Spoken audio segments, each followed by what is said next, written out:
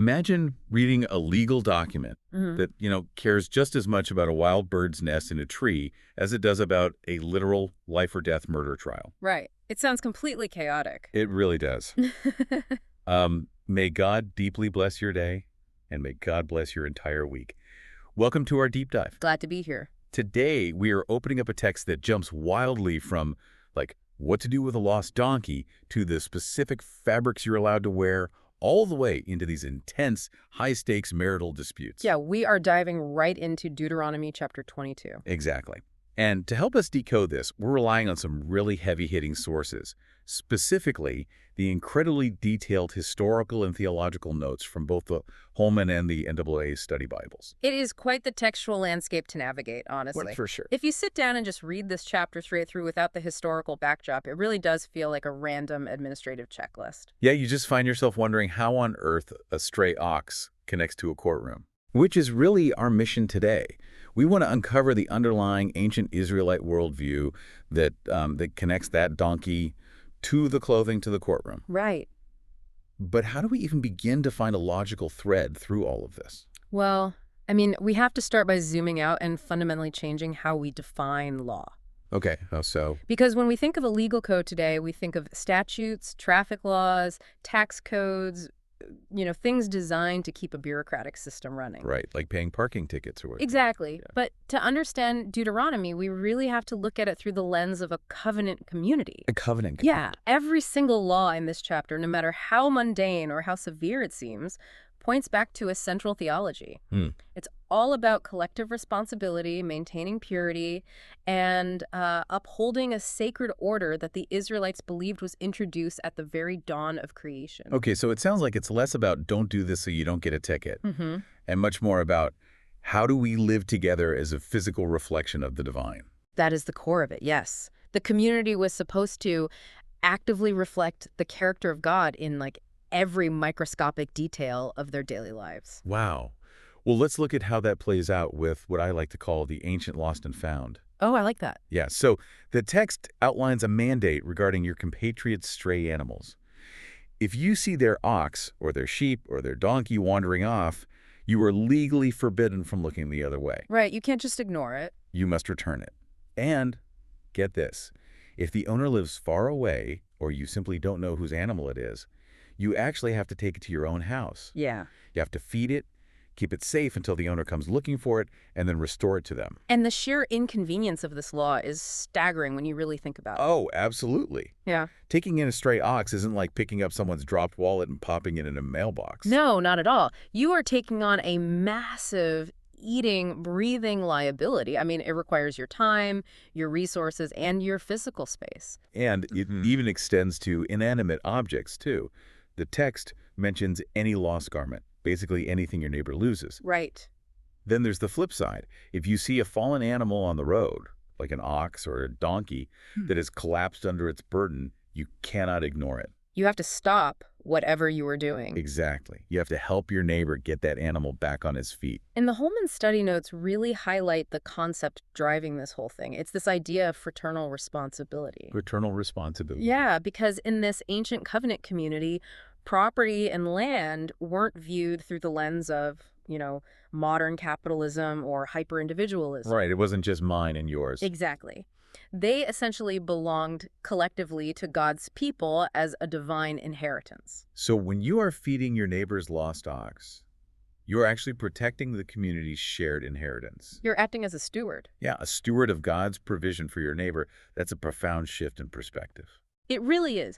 And if we connect this to the broader historical picture, it's fascinating to see how the early Christian church later adopted this exact spirit. Oh, right, like in the book of Acts. Yes. Acts describes the early believers sharing everything they had, ensuring no one in their community was in need.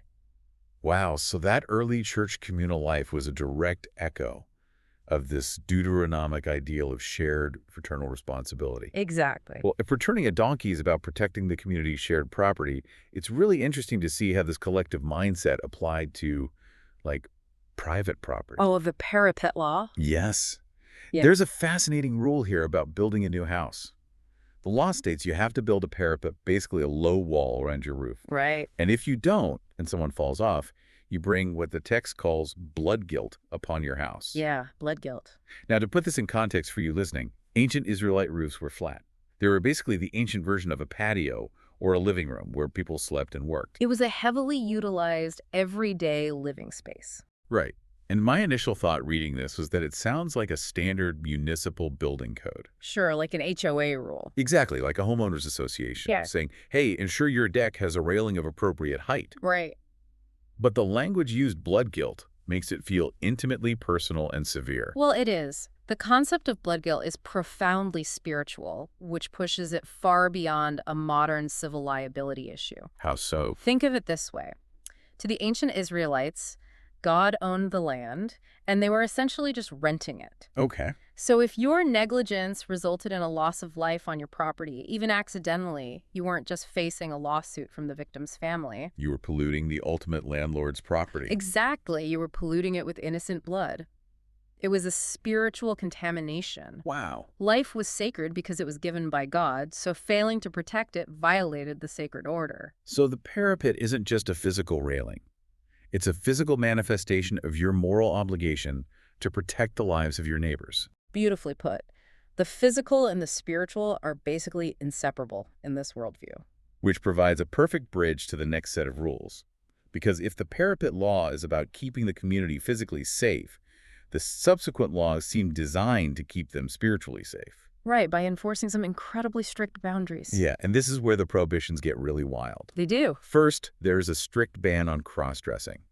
The text labels men wearing women's clothes and vice versa as an abomination. Yes. Then, immediately after, we get a law about a bird's nest. The bird's nest, right. If you find a Yeah. nest, you can take the eggs or the chicks, but you absolutely must let the mother bird go. And there's a promise attached to that. There is.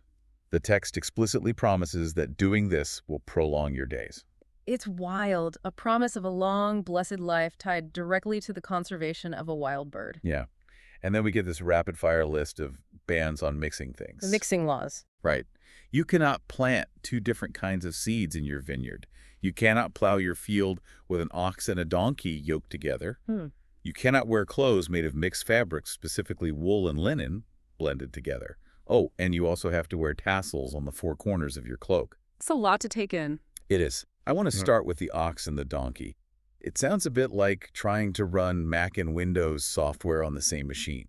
Like they just operate on fundamentally different systems. That is a highly accurate analogy, actually. Yoking an ox and a donkey together creates immense physical hardship for the animals. Oh, because of the size difference. Not just size, they don't just not work well together. They have completely different gaits, different operating speeds, and different temperaments. Oh, interesting. The ox is strong and steady, right? But the donkey is smaller, walks differently, and pulls at a totally different angle. It's practically animal cruelty to bind them together. Which makes perfect sense of why the Apostle Paul later borrows this exact agrarian law in the New Testament to talk about human relationships. He does, yeah, in 2 Corinthians. Right. He argues that Christians shouldn't be unequally yoked. Exactly. Unequally yoked with non-believers in marriage or deep partnerships. He pulls that directly from this agricultural imagery. Because you don't bind two fundamentally different natures together and expect them to pull the plow straight. Right, it just doesn't work. But what about the strict ban on mixed fabrics or mixed seeds? If yoking the animals is about animal cruelty and incompatible natures, what is the actual danger of wearing a wool linen blend? Well, the study notes from the Holman Bible provide a brilliant theological framework for this. Okay. To the ancient Israelite mind, creation itself was an act of ordering. In the Genesis account, God brings order out of chaos by making distinctions. Distinctions like what? Like separating the light from the dark, the land from the sea, and creating animals according to their kinds. Ah, I see. So these rules are essentially a daily reenactment of the creation story. Yes, exactly. Yeah. So let's apply that to the bird's nest law. Taking the mother along with the offspring is a violation of that natural created order. The mother represents the source of life, the capacity to generate new life. Right. If you take the mother and the babies, you are mixing life, the generator of it, with death, the consumption of the offspring. Oh. Preserving the mother honors the ongoing cycle of life that God set in motion. That makes the promise of prolonging your days incredibly fitting. You respect the generational cycle of life in nature, and your own life is blessed. Exactly. But back to the fabrics and the seeds. Right, so the blending of wool and linen is known by the Hebrew term shatnez. Yeah. Now, on a practical agrarian level, different seeds compete for soil nutrients, and wool and linen wash and shrink at different rates. There's that practical sense. But the primary danger was symbolic. Mixing these things symbolized the ultimate existential threat to ancient Israel. Which is spiritual contamination, right? Yes. Contamination by blending in with the surrounding pagan nations. Israel was called to be a distinct, set-apart, holy people. Okay, paint a picture for me. Well, imagine an ancient Israelite walking through a bustling, cosmopolitan Canaanite marketplace. Every time they looked down at their unmixed clothing or felt the tassels on their cloak, they were receiving this tactile, visual reminder. Like, we do not blend in. Exactly. We do not adopt the idolatrous practices of the nations around us. We are separate. Their very clothing was a physical barrier against cultural assimilation. That is fascinating. We've seen how mixing seeds or fabrics violates this sacred order. But this ancient anxiety about mixing impurity reaches its most intense and, frankly, its most dangerous peak when we look at human relationships. Yeah, this is where the chapter takes a really intense turn. The rest of the chapter dives into laws concerning marriage, chastity, and community justice. And this is where the stakes elevate to life and death. The physical purity of the land and the clothing is really just a precursor to the moral purity of the people. Let's walk through the legal scenarios the text lays out, Yeah.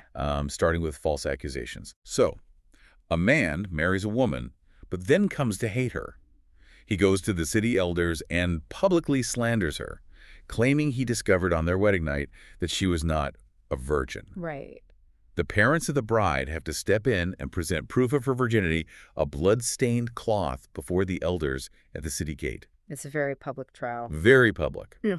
Now, if the parents prove the husband is lying, the elders whip the husband. He is fined 100 shekels of silver, which is given to the woman's father, and he loses the right to ever divorce her. However, the text continues, if the husband's accusation is found to be true and there is no proof of her virginity, the woman is brought to the door of her father's house and stoned to death by the men of the city. Wow. The text says it's for committing a disgraceful act and playing the prostitute while still under her father's roof. It is incredibly jarring to read.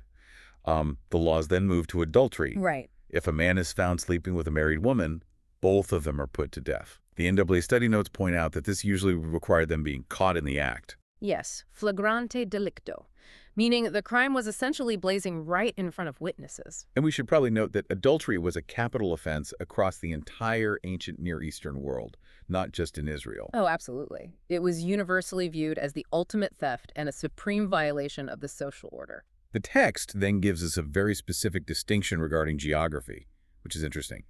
The city versus the open field. This is a crucial distinction. Yeah. If an engaged virgin is in the city and a man sleeps with her, both are stoned. The legal presumption is that because they were in a populated city, she could have cried out for help. So her silence is taken as consent. Exactly. But if that same engaged virgin is out in the open country, in the field, and a man forces her, only the man is put to death. Because the law there presumes that out in the isolated field, she likely did cry out, but there was no one around to rescue her. Right. The text explicitly likens the man's act in the field to a man attacking and murdering his neighbor. It legally recognizes her as a victim of a violent crime, and she bears no guilt whatsoever. Finally, we have two more rules. If a man forces an unengaged virgin, he must pay her father 50 silver shekels, marry her, and he can never divorce her. Right. And the chapter ends with a boundary on family relations. A man cannot marry his father's wife, likely his stepmother. The text uses an idiom there, right? Yeah. He cannot uncover his father's skirt, meaning he cannot dishonor his father's intimate domain. It's very evocative language. It is. But okay, I have to jump in here and wrestle with this because to a modern listener, hearing these laws is profoundly uncomfortable. Understandably so. I mean, the idea of forcing a victim of assault to marry her violator or reducing a woman's honor to a fine of 50 shekels, It just sounds inherently cruel. I Right. understand there might be ancient logic at play, but taking away her agency and forcing her to live with her abuser feels entirely backward. Was this truly the only safety net available to them? It is a vital question, and the modern discomfort is completely valid. But to understand the logic, we absolutely have to look at the historical and socioeconomic context provided by the study Bibles.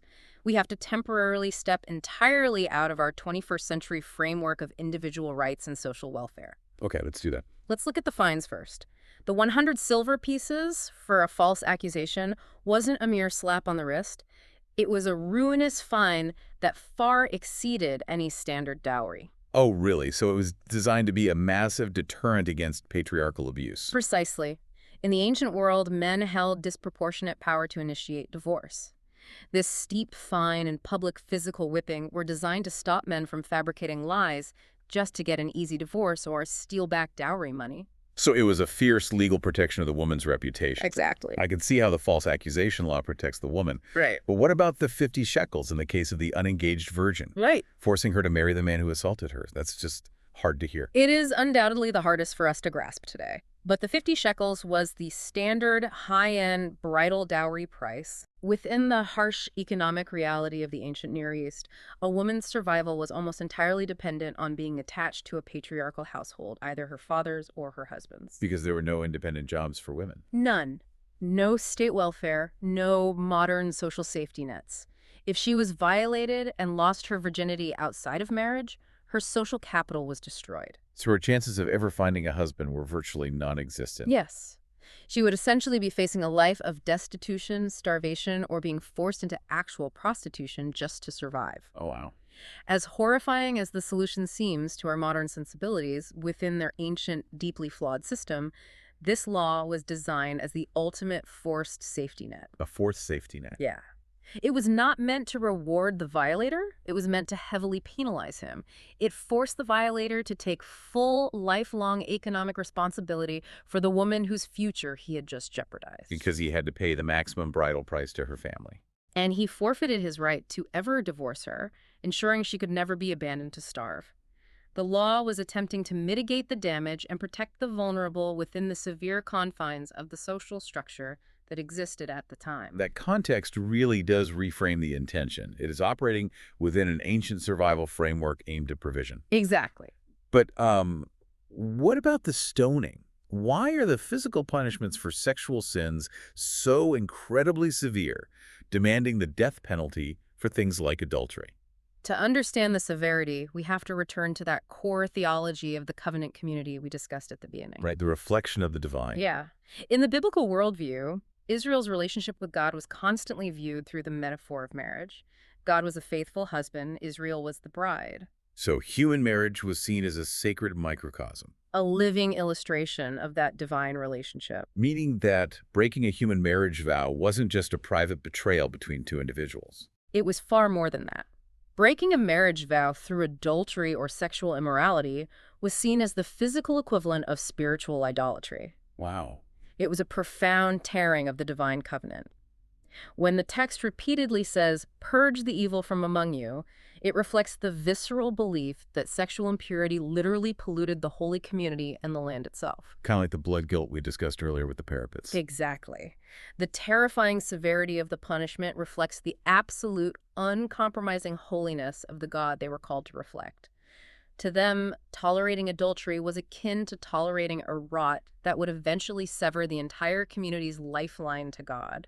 So what does this all mean when we step back and look at the whole picture? It's a lot to process. It really is. The journey we've just taken through Deuteronomy 22 is incredible.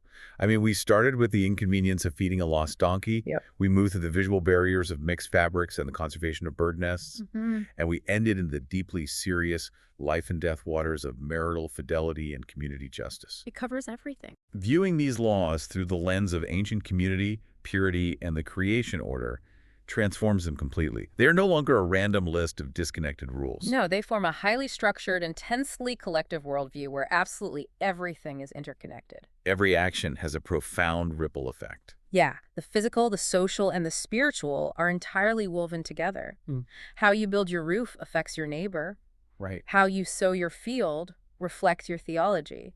And how you honor your marriage vows impacts the holiness and survival of the entire nation. It is a stunningly comprehensive way to view the world. It really is. Which leaves me with a final thought for you to ponder today. Hmm.